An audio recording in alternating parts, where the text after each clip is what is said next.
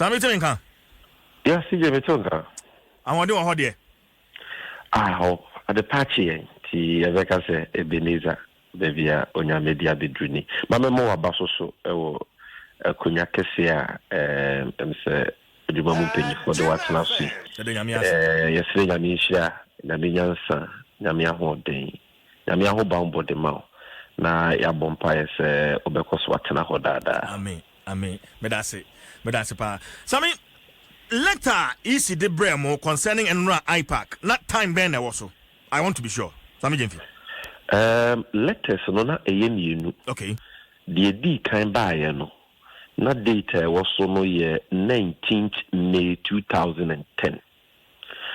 Na I don't know by a whole 19th May 2020. Inti who ya no na ya na because 10 years ago, dear, and yeah, possible that they could have written that letter inviting us to a meeting, and run. And it was where I dream of Nana, or more fair, and say, oh, my own phone, so letter over the brain, and date to the home. And see, or much back or kama, and the Oma correct the woman in see, Omodia no air brain, the Omudi kind of buy, and the young disregard because dates near wrong. Few hours after, almost answer a letter. I know the date, na correct data na was so na a 19th May 2020 correct date, and I almost already invited to an IPAC meeting on Rauku 27th May 2020. Time 10 o'clock p.m. It's Ubisamia. Dinner was on 10 o'clock p.m. Well, and now more boycott. Time on incident boycott and now so there are other reasons. Sammy. Oh, there are other reasons. And you say a boycott per se. First one, no, you bet me I can say a boycott. Okay. Because first one, no, I will bear a letter. I will invite to IPAC meeting on 25th March. Time now was on in on the 24th of March, and the track attack on my almost say, and your mammy, you know, and a will meeting who yet the Amaya Jumaya Kissin and Tis and Comobiti me, I am Hubibia and Kemebuay. It's as a penny for the Adrian to a Tuama battle. And the cancer number one meeting, the Adrian, we only say it's ya Ganamra, and my friend EI 65 for. O Mampenia Kufuado, coronavirus, Ibai, Wires Ambrano. Saying na yendiso na yemfamo ye ho ban na yare kwankuri ebi anyeye amaye amfa so kra anyedai anhwere yenkwa in that EI 65 no o mampenyi se wonye adwumayeku a ye frɛ essential service provider to say hospital some chofo nyuma moye na de keka ho a untimi ye meeting untimi ye seminar untimi ye program bia so na je say easy for untimi ye meeting easy for some restrictions, and say meeting ya illegal. So be a crime that you want to more. Actually, no that meeting, decisions are more taken. Won't even find because even the meeting was in breach of law. So when the more discussing a void for illegality. Ye penny for my muhabati a mrom or my emraso. Ye nimbranaso. Some free said. There was a meeting because of a battle in Tidia and the enemy dream.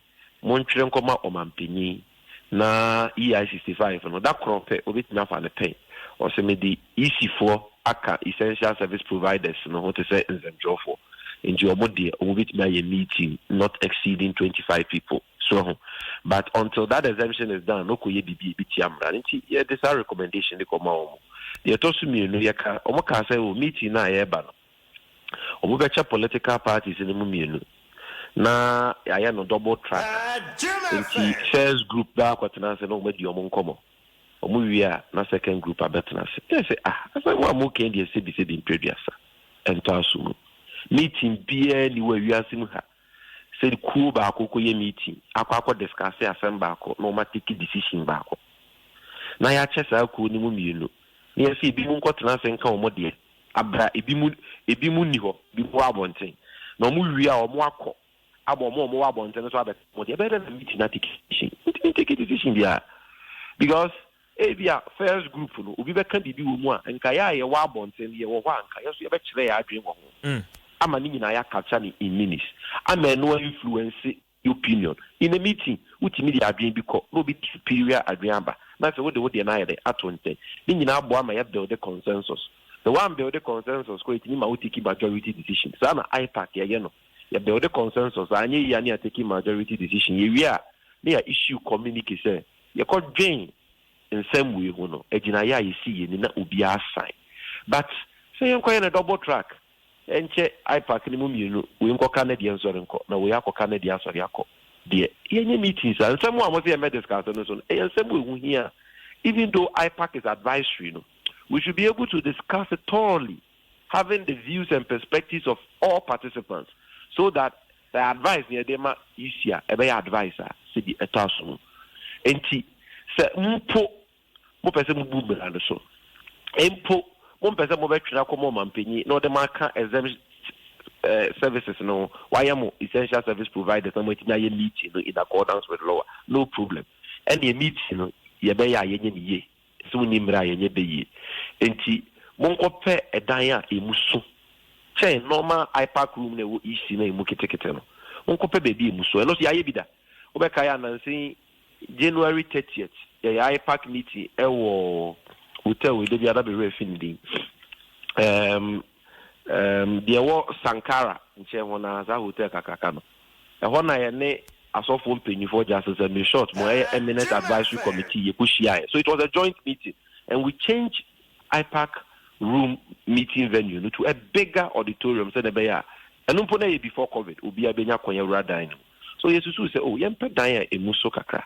Na eno de reps no say baako kra na ye nyina ye be kodan baako na ya tete mu na ye tin ye meeting no once and for all na eno no be ma meeting na ye papa na number 1 wa wu bichi mra no onye ready say we engage o mampanyi na meeting ye tinya famra kwan so aye number 2 meeting is what was obey no so ye say ye be ba so a eno so a was mo reps no mate so from 3 to 1 eno mpo de ke haye bibiri. But one na me dia mamono so no obetena bonten ama MPP for ni other parties abeka omo dia wi omo kwa bosma beka e no yenye meetings a okay enti me ba o ye de nsusuye we koma omo 24th March besinne nka jimensa onfa ni die mpo mayen na won twerɛ krata ma so omo krata na me saka ana say o on reply a letter nimpo besinne to letter na to be bia reply a yenyae acknowledgement of receipt yenyae. Enti ye wo ho na new invitation we so ye den e bae and there ya protested wo ho a ya ye hu susuye a o mantie a ma ye boycott first meeting because first meeting ye soma ye deputy general secretary Peter Boamu to ko no na ko enti edu no ye so no and ye ka say oh your problem with the mood of the meeting ya track rata abem ye din susuye aba entehwe enti monka ho bibi ni enti o mo sie ni bibi aka kire mo ene ye de ahu abufu work out. Indika enrade no I say 10 p.m. Your director of elections or tona tire so be we obeko that is the Peter Boamu to kono ye na edu ye so a trans what your madua ba the problem I with the legality of the meeting and the mood of the meeting so na so munya sem papa bi ka kire ya koswat na meeting mu ana say so munya sem papa bi anka kire ya then ya sounds wa boycott to say the dan ye afei edu anwumre be we are no miensa no nine yet no fama mu say isifo awie meeting no kra e dey take your decision it dey see no how other political parties got to know say enye 10 p.m. na ya anopa dey isifo ankasa na betimi akire but yet you receive any other communication from the EC say oh e be a time na e won letter the mu kra na yemfo so enti emre no aye correct ni nti momra. I'm sure that they didn't want us there. Okay. Okay. And ya say yentimi anko because meeting no kra no mfaso bia ni so mfaso bia maso na say meeting am ye no with this form mfaso bia ni so it was a useless meeting. Useless meeting is IPAC meeting defeated ya say IPAC 95 this in okwa yi si no de Nsembe tumonim no ma bisa mo say mo adwen ne sen so na munyina amadwen woni ejina ye na issue communicate but na saying IPAC meeting ye no under the dictatorial Jimensa and Bosman Asari here. They said the last 25th match of Mokoye and then Radi. Okwa, Yachemu, you double track. You see, if you are taking decision, say, you buy a new voters register last week of June.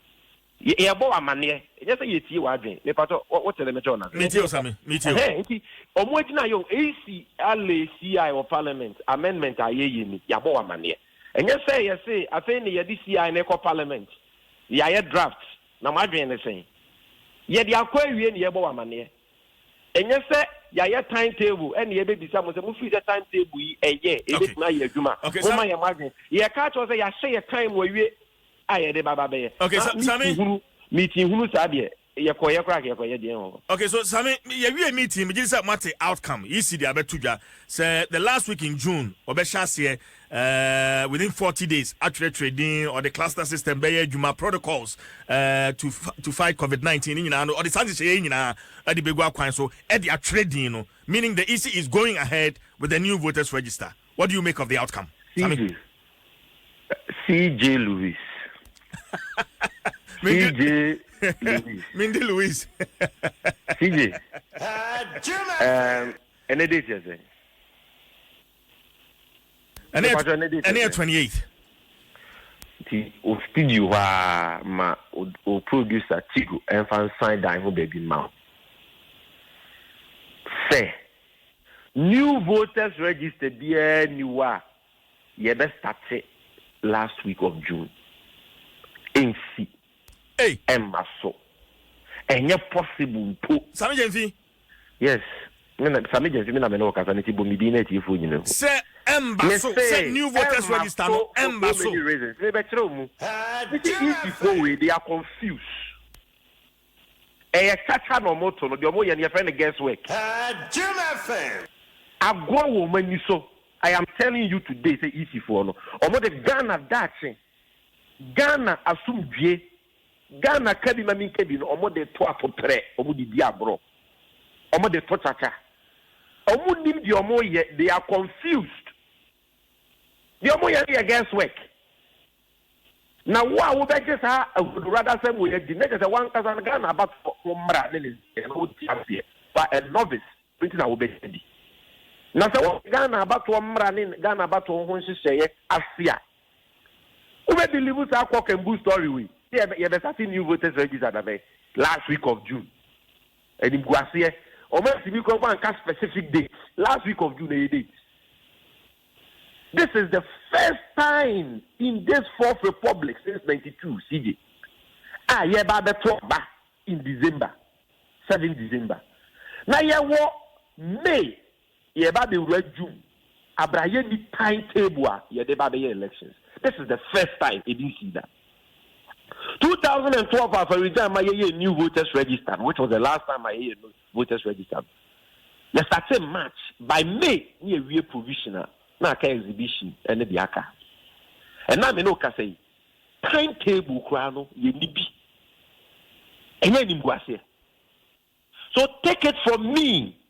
Said ye easy for can number 1 omu nim di omo kan they are confused. Me say Ghana may have to appoint an interim election management committee to manage this year's elections at some point. Because easy way there, me say o ma bon. Easy a letter kra wo nim twere. Date onim twere, time onim twere, or cast and which wa be whom because all that out. Okay. Let me church when you may be any right. Easy. Emrabone no mo dia koto mrase bedwum no. Eye number 1. Emrano I no mo so mo de twere din no. Ehia 21 days to mature. So si je ye nyina ye nita. Ko check se emrano 21 days na twa sen.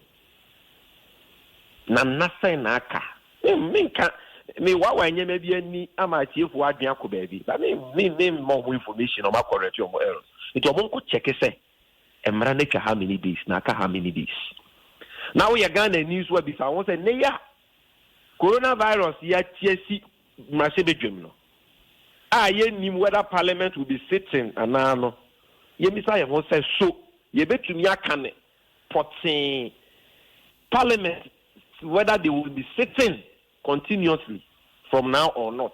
Now Yehuda Emrano be mature now because for the law to mature, you need 21 parliamentary sittings. He say, check number of these. Now check it whether based on the coronavirus situation, parliament, how that can even affect it and push it back. I know your first hint, and I'm at the amount. Okay. Easy for us, never mature because they cannot predict parliament sittings. That is number one. Yet we have 6 months to an election. Mm-hmm. That's number one. Mm-hmm. Number two, per CI 91. Womrana, what about elections? What about registration? Say mature. I was said, voter registration centers. Maybe I'll be trading now. Any baby a war, any good cratasso. Now, o gazette. Now, o gazette, we are. One my political parties in 21-day notice. So me kwa registration. May no 7,000 centers. 7,000 centers no my gazette dini nani. Media comma political parties or bushim for 21 days. And sana ube to me akwa registration na wakwa koye. Enti da be na see I never be mature. Now, my Gazette voter registration center, I'm at 21 days notice. And number two. Eh bien, this I will say. If you didn't have a registration and Casane way, that's your also food Yamanikai. If you forecast and so we're starting new register 18th April. Meboa. First time table on 18th April. And Jomoka said by 18th April, no move Fidiani in our bagana. Ama, Yashem Fidiano attest ya Yibia. April a became. May a became. Almost so much to me, I just said June be ended and then waiting here. In Fidiano way, order 8,000 BVRs. Massa, take it from me. If Fidiano back, you about the Dugan. Sammy, let's make progress. Already. Inter-party resistance against new voters register. My yempne demonstration. Still voters register Yahoo. Just give me 1 minute. Because the main point I was a gun of what you say. Sammy, I will answer your question. Sammy, I want to know how far you are willing to go to stop the EC from registering. It is not even, first of all, it is not even about preventing them. Okay? Say NDC, demonstration, it is not possible. Time now, I can. If you understand the idea, it is not possible. So, if you didn't plan to do it, and we will know what the manufacturers of Infidian is worker about the challenges they are having with the manufacturing of Infidian due to coronavirus. At the right time, you're the ones and babons. Into Fidiano Grenia. The better Fidiano Babamo, Mashishan Fidiana testing Fidiano, near piloting. Na, Omako registration, we don't bear piloting in June. And yet we are entering June. Umeshis in May. It is your moyano, a gas work. Okay. Oh, yes, sir. Mranaba mature, that's it. Yes, sir. Yebaya Gazette, maybe that's it. And yes, last week of the they are not even able to give you a date. But management. It's possible the EC can pull a surprise. Maybe Massa, there is no shortcuts when it comes to the compilation of a register because Emrada okay, magic my question is but let me ask this final question. Because it's an important question. Thank you. Now, apart from the point to say, based on the Mra Akano, it is not possible for them to do what they are doing. Guesswork no more ye, Omunim di Omoke Kano. Yes, so NDC for your real task of say over our dead bodies. And yebemo mayes a new voters register because ye nim say apart from say eyesika say ye no any apart from say emre ni ho ye mo kwan so omonya omo be ye nyema preka amane de basabasa ye aba no ye nim say the real strategy, the real objective behind the new voters register no and say ye be suppress votes any voter registration or NDC strongholds near the area Benimwama MPP. That is the agenda. And unti and say, or birth setter on your ganani, or driver's license on your ganani, or existing voters ID card. I am a many and anomaly from 92 BC now on your ganani, or the Twabama President Kufuado 2016 cry on your ganani. I just say, or just passport and a Ghana card. They are doing it because almost disenfranchising Nipa. Okay. Yes, so number one, the CI will be subjected to a lot of legal suits. That one they know it already. I see. Even when it matures. Already we are in court. But apart from the legal suits, because you see, who work already said it. At a time where coronavirus at the woman were the past 7,300 enyedi. Masa omo we disabled omo kwayedian. Nipa omo di already said 16 million also to obi akada omo mama rescue omo kwabiem in this day of coronavirus when you know that will affect payouts. Okay. So if the people themselves from whom power and sovereignty emanates say omo pneswa, there is nothing you can do. Okay. Who say NDC, we are not a small political institution. We are a formidable institution. We have won 4 out of 7 elections. Politics will come and make immense amount. Nothing of more school. I won't say elections. Sammy, and we will stop them. That one we have told them. Say we say the trust and we will stop them. We will not allow them to do it. Sammy, my final question. That bogus announcement. My final question. All things being equal, are you going to advise your members all to register? All can never be equal. And then your mobile best started. Obi Maza, unim yaya registration we are unim how many months easy for here to generate a provisional register. Let me tell you these 2 things. In March, this year, early this year, you're almost first timetable. No, most of them started limited registration on 18th April. It's here for you use common sense. 18th April, almost started. And if it's almost starting 18th April. Final register, I'm a political party. Sammy, no, watch this issue. Oh, well, if you don't have time, let's end it. Because I'm just making this point in a few seconds. Final question, and I'm pessing me. But that is what I am answering. If you ask me a question, let me answer. CJ, let me answer before you move to another question. What is that say about? I'm telling you, sir. The first register timetable started 18th April. The register was going to be ready on the 8th of November. So if April became, May became, now almost June or 3 months after. Commonsensically, when would the final register be ready? That is the first point. Number 2, last year, almost a limited registration. Actually, nipa be 1.2 million ding before say assembly elections. With 1.2 million mudino, it took more than 3 months. And then we provisional register. And Miranda said there was a provisional register within 3 months, but they exceeded it. Took them more than 3 months to do a provisional register, just including 1.2 million people. Now we got 15, 16, 17, 18 million. How many months? And on the provisional register. Well, how many months na kaya de kwakotwaba? So take it from me. Sammy Gyamfi is an impossibility. Sammy Gyamfi, you didn't come to you. So, lawyer Sammy Gyamfi is the National Communication Officer of the NDC. Everyone. CJ.